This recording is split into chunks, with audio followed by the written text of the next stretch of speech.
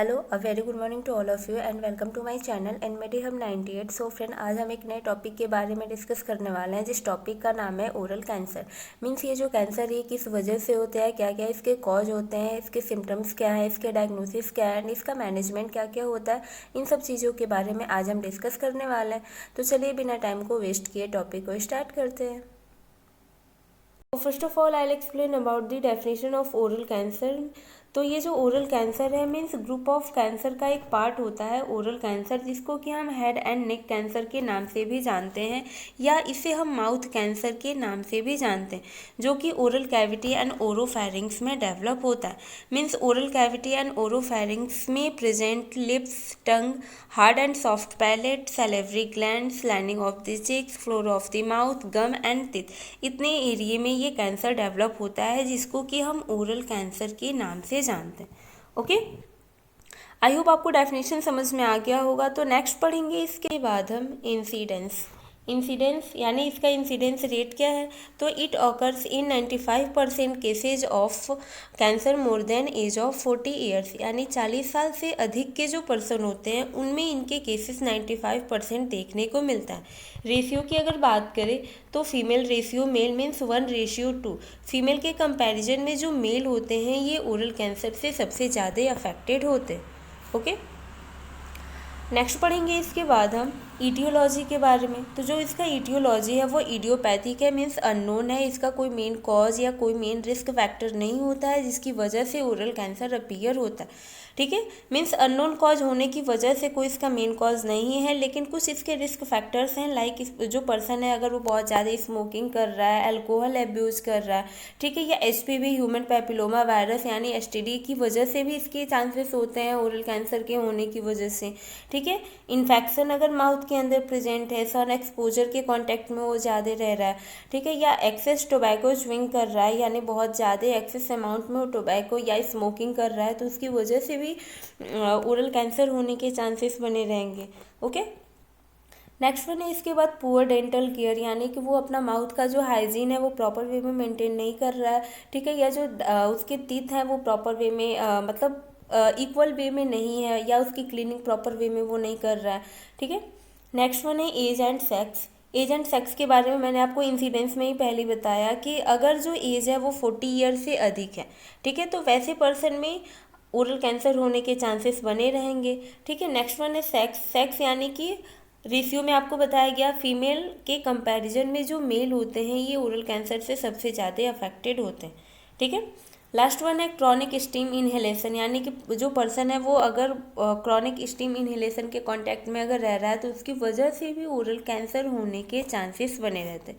ठीक है, आपको यहाँ पे कुछ इमेज या कुछ मतलब यहाँ पे पिक्स दिखाए गए हैं, उसमें आप देख सकते हो कि जो ओरल कैंसर है वो किस तरीके से पूरे माउथ को या ओरल कैविटी को अफेक्टेड कर रहा है। ठीक है, यहाँ पे आप देख सकते हो कि जो टंग है वो किस तरीके से अफेक्टेड हो चुका है, साथ ही साथ यहाँ पे hard and soft palate, floor of the mouth, lining of the cheeks, ये सारी चीज़ें भी ये कि या सिंपल वे में अगर कहे तो होल ओरल कैविटी ही ओरल कैंसर से अफेक्टेड हो चुकी है। ठीक है, ऐसे तो नॉर्मली आपको पता भी होगा कि जो कैंसर होता है वो अपीयर किसकी वजह से होता है, अनसेलुलर या एक्स्ट्रा ओवर ग्रोथ होने की वजह से, यानी सेल का बहुत ही ज़्यादा extra over growth and development होने लग रहा है तो वो आगे चल के कैंसर का रूप ले लेता है।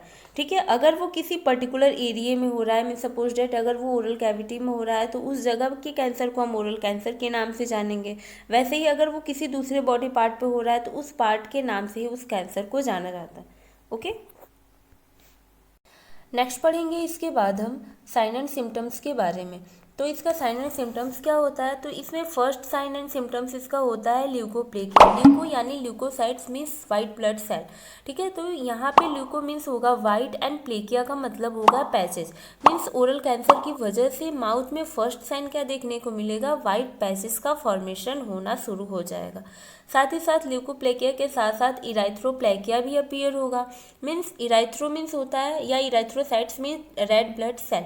यहाँ पे इराइथ्रो का मतलब होगा रेड एंड पैचेस, प्लेकिया का मतलब होगा पैचेस। मीन्स वाइट पैचेस के साथ साथ माउथ के अंदर रेड पैचेस का फॉर्मेशन भी शुरू हो जाएगा। नेक्स्ट वन है इसके बाद इराइथ्रोल्यूकोप्लेकिया, जिसका मीन होता है mixed red and white patches का फॉर्मेशन होना, अल्सरेशन यानी घाव होना, lump and bump in the neck, यानी नेक एरिया में या नेक रीजन में लंप या बम्प यानी गांठ का बनना भी शुरू हो जाता है। साथ ही साथ जो नेक एरिया है या जो माउथ या ओरल कैविटी है उसमें पेन के साथ साथ बर्निंग सेंसेशन जैसी फीलिंग भी आना शुरू हो जाएगा। बहुत ज़्यादा वाइट पैचेज या रेड पैचेज होने की वजह से जो टीथ होते हैं वो बहुत ही ज़्यादा लूज हो जाते हैं या वीक हो जाते हैं, जिसकी वजह से इनमें डेंटल कैरिज भी होने के चांसेस इंक्रीज कर जाते हैं। नेक्स्ट वन है इसके बाद डिस्फेजिया यानी डिफ़िकल्टी इन स्वॉलोइंग, उसे किसी भी चीज़ को निगलने में बहुत ही ज़्यादा परेशानी या बहुत ही ज़्यादा तकलीफ होती है।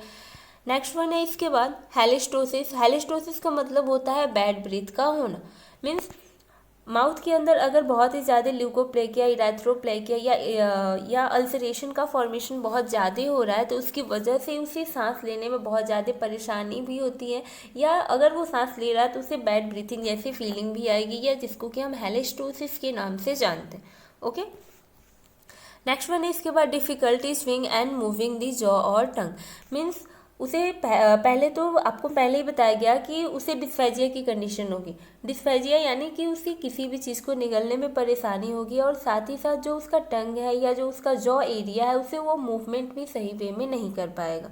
ठीक है, जिसकी वजह से इनमें बहुत ज़्यादा माउथ से ब्लीडिंग भी होना शुरू हो जाता है। ठीक है, तो यहाँ पे कुछ इसके साइन एंड सिम्टम्स हैं जो कि ओरल कैंसर के दौरान बहुत ज़्यादा देखने को मिलते हैं, जिसमें मेन इसका 2-3 साइन ही है, जैसे इराथ्रोप्लेकिया का फॉर्मेशन होना, ल्यूकोप्लेकिया का फॉर्मेशन होना, ठीक है, या इराथ्रोल्यूकोप्लेकिया अल्सरेशन का होना।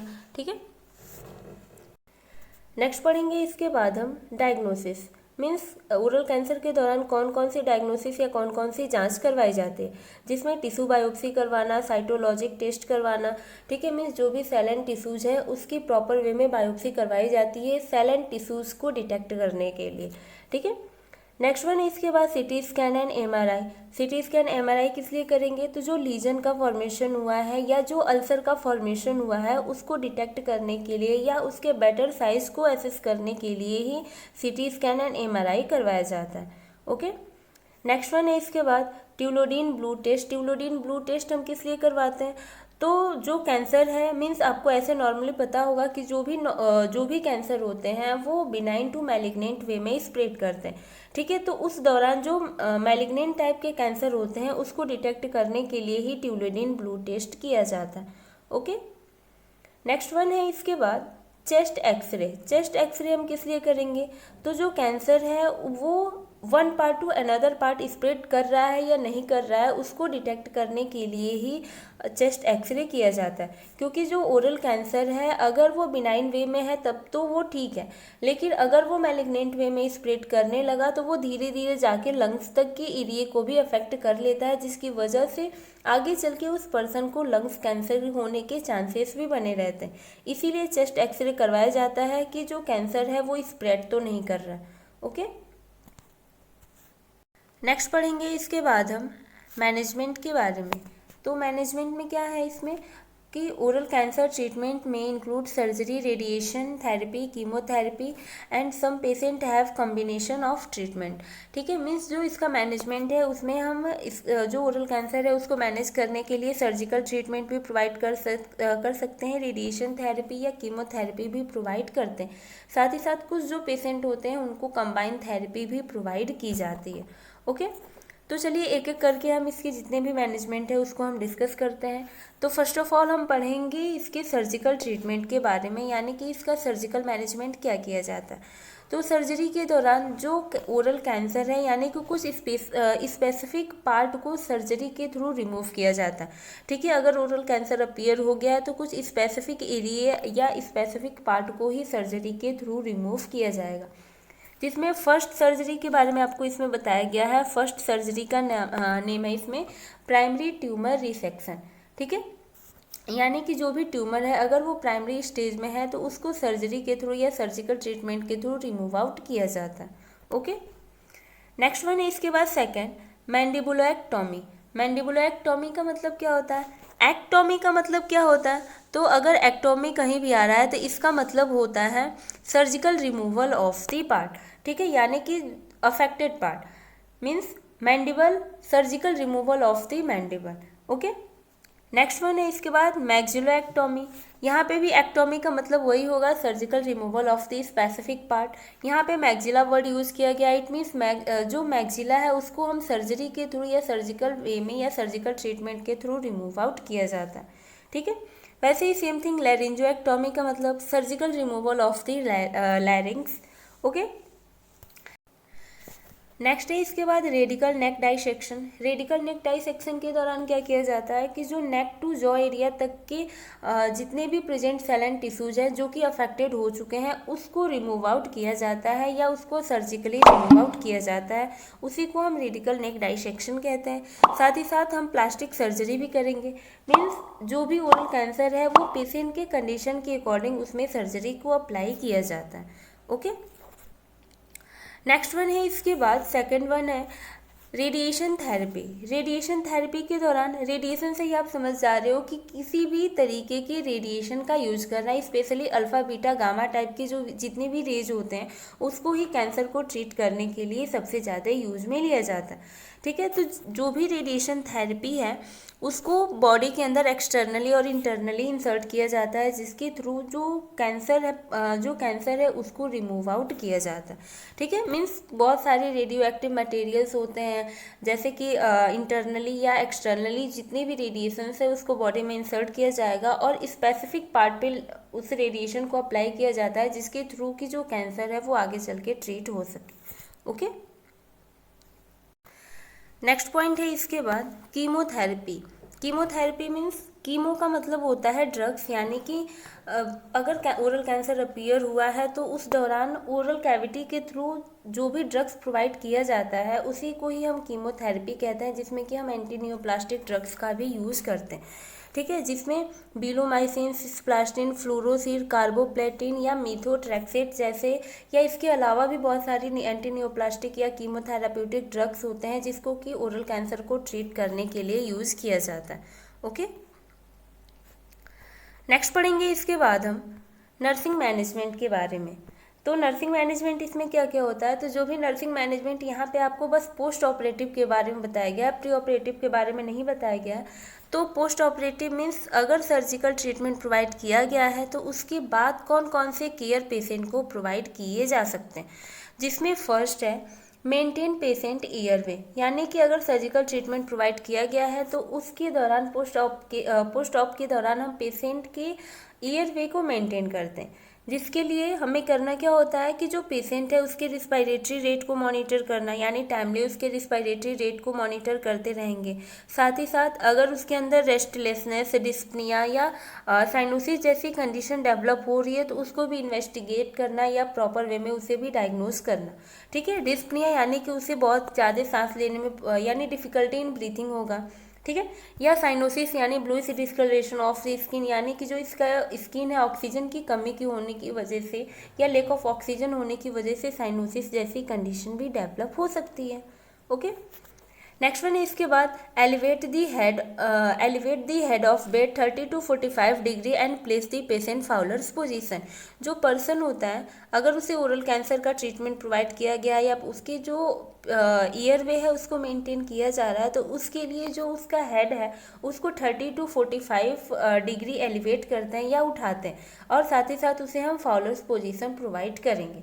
ठीक है, फाउलर्स पोजीशन इसलिए प्रोवाइड किया जाता है जिससे कि जो उसका ट्रैकिया है या जो उसका लैरिंग्स है, ठीक है, या जो उसका रिस्पायरेटरी ट्रैक्ट है वो प्रॉपर वे में एक्सपेंड हो सके, जिसकी वजह से जो उसका एयर वे है या उसे सांस लेने में जो परेशानी हो रही है उससे उसे रिलीफ मिल सके।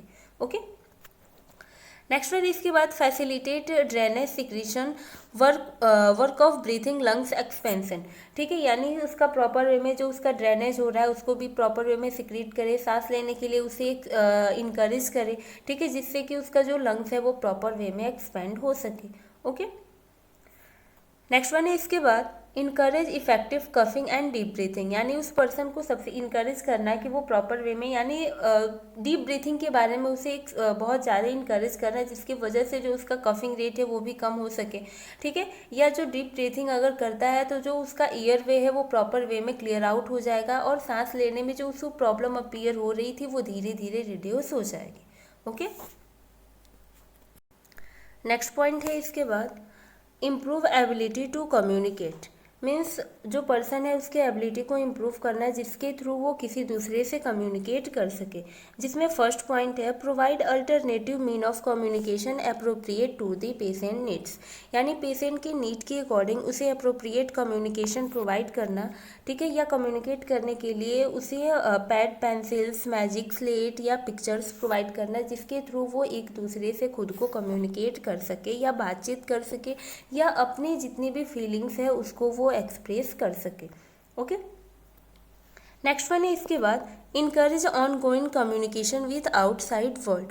ठीक है, आउटसाइड वर्ल्ड में अगर उसे जो पर्सन है उसे इनकरेज करना चाहिए कि वो खुद के साथ साथ आउटसाइड वर्ल्ड में भी खुद को कम्युनिकेट करे, जिसके लिए उसे न्यूज़पेपर के लिए इनकरेज करना है कि वो प्रॉपर न्यूज़पेपर रीड करे। ठीक है, रेडियो एंड टेलीविज़न को वो प्रॉपर वे में मतलब देखे या उससे नॉलेज इकट्ठा करे, या अगर उस मीन्स कहने का मीन ये है कि उसे डाइवर्शनल थेरेपीज प्रोवाइड करना जिसके थ्रू कि उसका जो माइंड है वो डाइवर्ट हो सके और साथ ही साथ जो उसका हेल्थ है वो इम्प्रूव हो सके या प्रमोट हो सके। ओके, नेक्स्ट वन है इसके बाद last, arrange for meeting with speech language pathologist. ठीक है, मीन्स अगर जो पर्सन है उसे कम्युनिकेट करने में बहुत ज़्यादा प्रॉब्लम फेस करनी पड़ रही है या जो उसका लैंग्वेज है वो प्रॉपर वे में अपने लैंग्वेज को वो एक्सप्रेस नहीं कर पा रहा है, तो उसके लिए उसकी मीटिंग अरेंज करनी चाहिए किसी स्पीच लैंग्वेज पैथोलॉजिस्ट से। ठीक है, जिसके थ्रू जो उसका लैंग्वेज है वो भी इम्प्रूव हो सकता है और साथ ही साथ जो उसका कम्युनिकेट करने की एबिलिटी है वो भी इम्प्रूव हो सकती है। ओके, नेक्स्ट पॉइंट है इसके बाद, maintain skin and tissue integrity. ठीक है, यानी कि जो पर्सन है उसके स्किन का एंड टिश्यूज़ की इंटीग्रिटी को भी प्रॉपर वे में मेंटेन करना, जिसके लिए फर्स्ट पॉइंट में क्या बताया गया है कि एसेस स्किन कलर और टेम्परेचर, यानी कि जो पर्सन है उसके स्किन कलर को और उसके बॉडी टेम्परेचर को भी प्रॉपर वे में मेंटेन करना या उसको एसेस करना।